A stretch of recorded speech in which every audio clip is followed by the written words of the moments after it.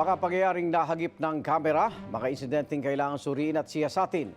Walang ligtas basta caught on cam. Kabi-kabila pa rin ang mga aksidenteng nagaganap sa kalsada, kaya paalala po sa ating mga motorista, laging mag-ingat. Eto, caught on cam. Ang pagsalpok ng isang umaharurot na commuter van sa isang motorsiklo. Kuha ito sa Bypass Roads area sa Barangay Lakawan sa Tayabas City. Makita sa video ang isang van na mabilis na tumawid at humarurot papasok sa intersection. Dahil dito, nabangga ang paparating na motor na patawid din sana sa kalsada. Ang dalawang pasahero nito, dead on the spot, habang ang driver, sugatan. Caught on cam! Ang pagsalpok ng kotse sa isa pang kotseng nakaparada sa gilid ng kalsada sa Tugigaraw City. Bakita sa video ang matulid na pagtakbo ng kotse sa National Highway, nabangga rin nito ang isa pang tricycle.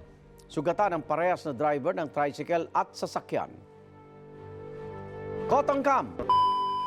Isang rider na binabalanse ang apat na plastic boxes at isang portable speaker na patong-patong sa kanyang ulo. Wala ring suot na helmet ang naturang driver habang ginagawa niya ito. Paano nga ba masisiguro ang ating kaligtasan sa kalsada? At para tulungan tayo, makasama natin si Ginoong Joel Elio, isang Certified Road Safety Consultant. Magandang umaga po, uli.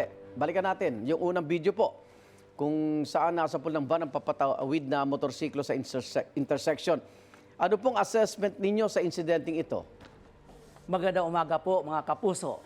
Isang aksidente at malagim naman ang pangyayari. Pero pwedeng maiwasan ang aksidente yon.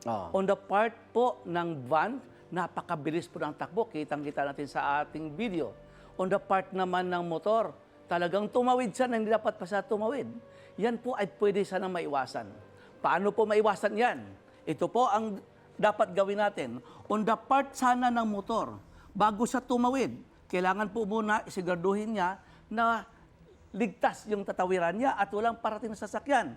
On the part naman po ng ating van, sana po slow down siya pag may intersection. Yun nga, no? Intersection, dapat slow down, no? Yes. Ang right dyan, right of way dyan ay yung van. Kasi nasa major road siya.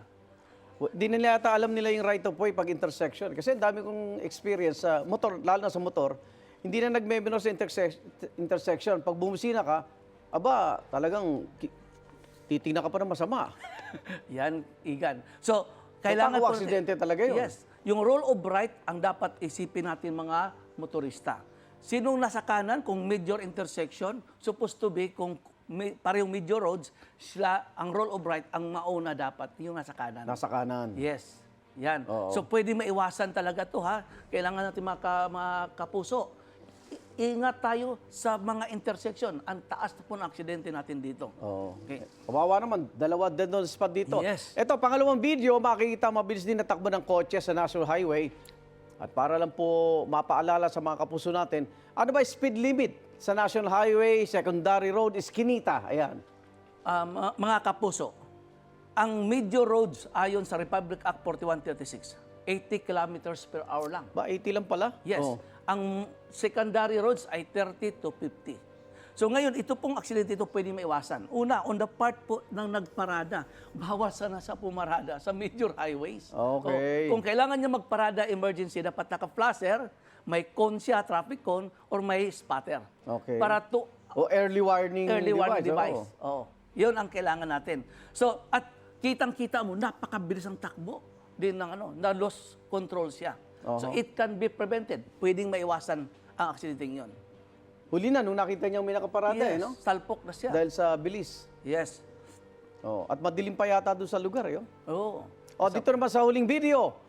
Eto, makita ang isang rider na may patong-patong na plastic bag sa kanyang ulo. Ito daw po ay nagtatrabaho, no? Yes. Nagdi-deliver siya kung ano man yung laman ng mga boxes niya. Pero ano ho ba ang panganib na ginagawa niya? Una, siyempre, alangan naman niya ng helmet, hindi yan. So ano pong mga safety hazards dito?